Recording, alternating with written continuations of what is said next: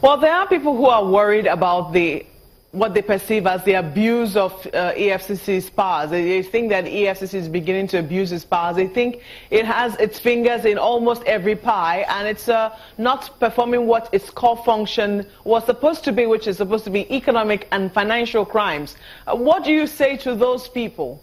Well, my response to those people is that there is a clear misconception as to what is financial and economic crime.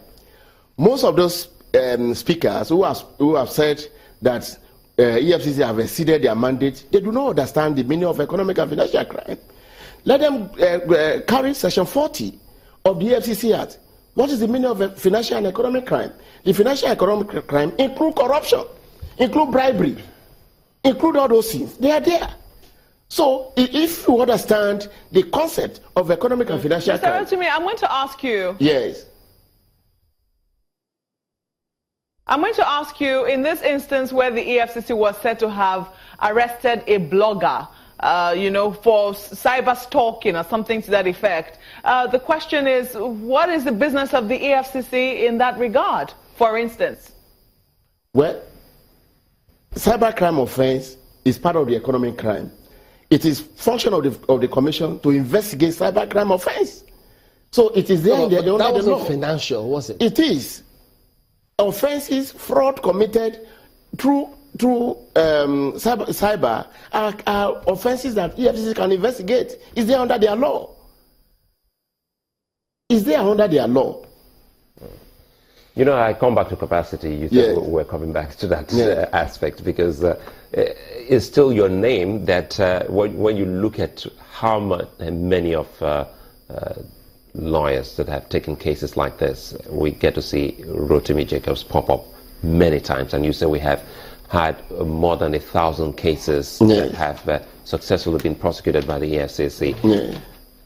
Why is it that it doesn't seem lucrative or seem a busy, task for some other lawyers to be engaged by the commission so that they can help bring more of these cases to fruition, to conclusion? Well, I remember this question brought to my memory in 2007 when the NBA president then or before that time, Olisa Abakuba, was the one that why Rotimi always? Why is Rotimi in all the cases? So, and the FCC opened its door. This lawyer should come and prosecute, come and participate. We want everybody to participate. File was sent to them. Many of them returned the file because they felt that their fee cannot be paid by the commission. The commission doesn't have that kind of money. So many of them returned the file. Many of them could not conclude their case. They returned it. They returned so many cases to EFCC. And some of them who did the cases, they were not giving attention to those cases. So, and that is the fact. So it's not the way our commitment to this fight against commission. Not all of us that are committed to it. And you must have the knowledge of it. And when you talk about the capacity of EFCC, EFCC has its own legal department. Attorney General of the Federation send lawyers to EFCC. There are lawyers from the Federal Ministry of Justice at EFCC today. They have them in Lagos, they have them in Port Harcourt, they have them in Abuja. Okay. Lawyers from the Federal Ministry of Justice. So the capacities are there. And you cannot, as Olisa said, hear from judges. Okay. Mark, what do you say to those who also talk about the quality of evidence, sometimes the quality of investigation that the EFCC pushes forward? In some instances, they've said that in some cases where conviction was secured, that in some instances there's been some amount of executive bullying in these instances. Do you think that those people who say that are also correct?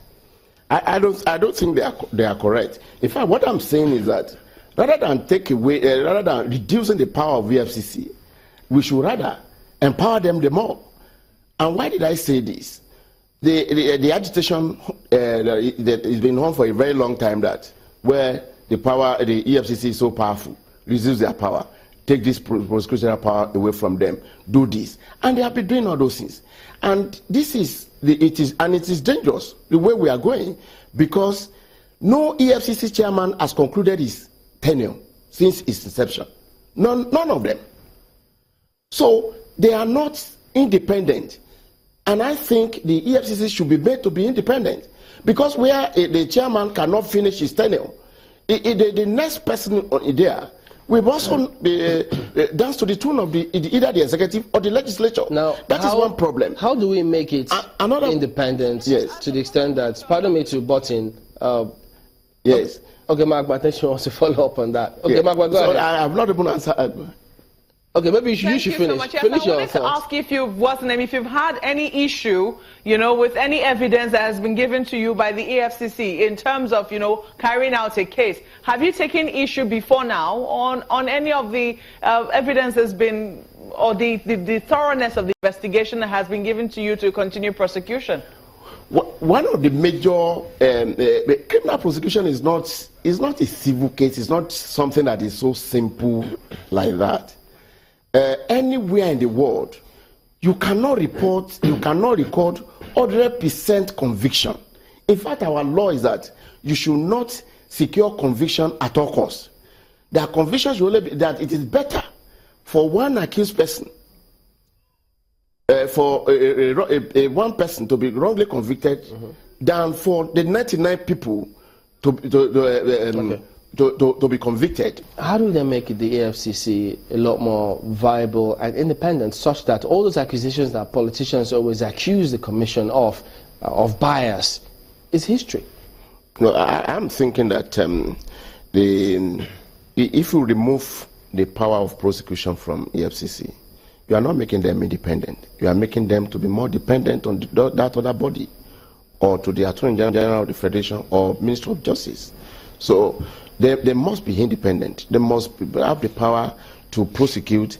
And you remember, let's go to memory lane. What happened during that regime of President Yaradua, when Andoka insisted that every investigation must be with his approval, and there was actually a kind of law that he made that time. He made a law to the effect that before EFCC can investigate anybody that is politically exposed, approval must be given.